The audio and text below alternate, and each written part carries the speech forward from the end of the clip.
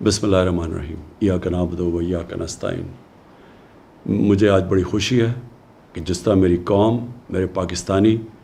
جس طرح آج فلسطینیوں کی حمایت کے لیے نکلے اور جس طرح انہوں نے ان کے اوپر جو ظلم ہو رہے ہیں اس کی آج نشاندہی کی اور اس کی مذمت کی، میں آپ کو سب کو خراج تحسین پیش کرنا چاہتا ہوں۔ جب سے اسرائیل بنا، پاکستان کا ہمیشہ ایک ہی سٹینڈ رہا ہے، اور وہ سٹینڈ تھا قائد اعظم محمد علی جناح کا، ہمارے عظیم لیڈر کا، کہ فلسطینیوں سے بہت بڑی ناانصافی ہوئی ہے، اور ہر فورم کے اوپر پاکستان نے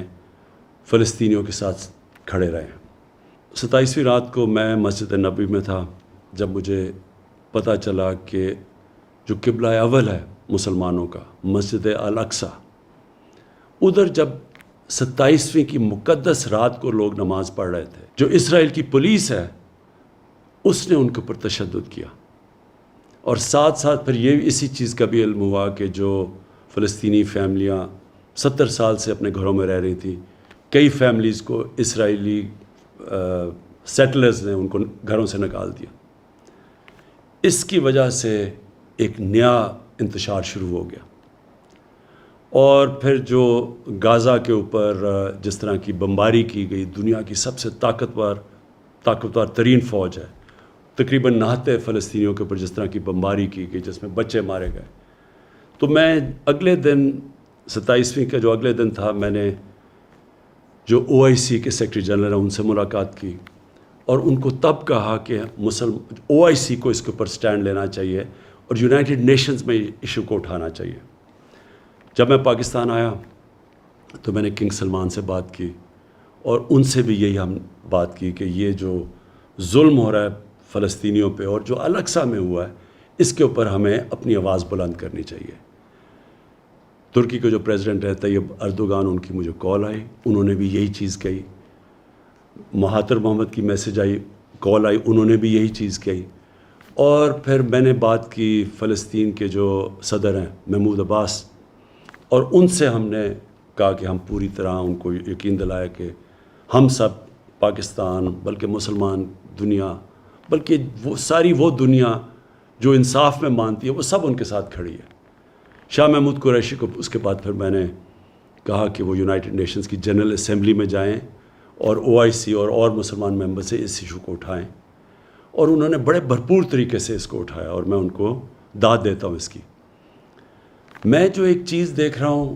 مجھے ایک بڑی خوشائن چیز نظر آ رہی ہے، اور وہ کیا ہے کہ دنیا کا پبلک اوپینین چینج ہو رہا ہے۔ میں نے اتنا ٹائم مغرب میں گزارا، پہلے بھی جب اسرائیل کی فوجیں ظلم کرتی تھی فلسطینیوں پہ، تو میں کبھی مغرب کے اندر ان کے اخباروں میں، ان کے میڈیا، ان کے پولیٹیشنز کو میں نے کبھی نہیں دیکھا کہ اسرائیل کی وہ تنقید کریں، بلکہ وہ سارے اسرائیل کو ایسے ہوتا تھا کہ جیسے ظلم اسرائیل پہ ہو رہا ہے۔ لیکن یہ پہلی دفعہ ہے کہ وہاں سے آوازیں اٹھنی شروع ہوئیں، ان کے اخباروں نے اس کی تنقید کی، ان کے میڈیا نے اس کی تنقید کی، اور پولیٹیشنز نے کھڑے ہو کے، کبھی میں نے سمجھتا تھا کہ امریکہ میں وہ اس کی اسرائیل کی تنقید کریں گے، اور مغربی ممالک میں۔ اس کی یہ جو پبلک اوپینین تبدیل ہوا ہے، اس کی ایک بہت بڑی ایک اور وجہ ہے سوشل میڈیا۔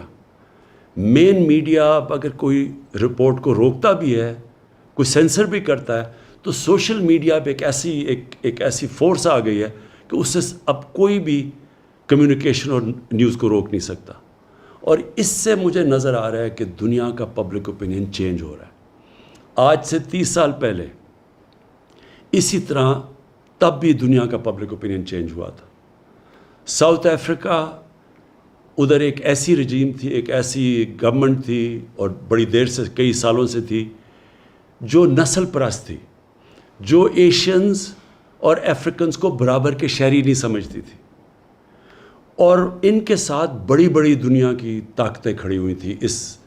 نسل پرست رجیم کے ساتھ۔ لیکن جب دنیا میں پبلک اوپینین چینج ہوا، تو یہی جو طاقتور قوتیں تھیں، جو ملک تھے، انہوں نے زور لگا کے ساؤتھ افریقہ کے اندر ان کو رجیم کے اوپر، جو ساؤتھ افریقن گورنمنٹ کے اوپر انہوں نے ان کو مجبور کیا کہ وہ برابری کے حقوق دیں افریقنس کو اور ایشینس کو. اسی طرح کا میں ایک شروعات دیکھ رہا ہوں کہ انشاءاللہ دنیا کا جو پبلک اوپینین چینج ہو رہا ہے، میں یہی دیکھ رہا ہوں کہ اب ایک دنیا کا پبلک اوپینین اب زور لگائے گا. بڑے بڑے یہ جو ملک ہیں جو اب تک سپورٹ کرتے رہے ہیں اسرائیل کو، یہ پورا پریشر ڈالیں گے کہ فلسطینیوں کو بھی ان کے حقوق دیے جائیں. اور انشاءاللہ ایک دن آئے گا جب کہ فلسطین کے لوگوں کو اپنا ملک ملے گا، ایک منصفانہ سیٹلمنٹ ملے گی، وہ بھی برابر کے شہری رہ سکیں گے جو کہ فلسطینی اسرائیل میں رہتے ہیں، ایک برابر کے شہری بن کے رہ سکیں گے. اور ہم دعا کرتے ہیں کہ وہ دن جلدی آئے. پاکستان پائندہ باد.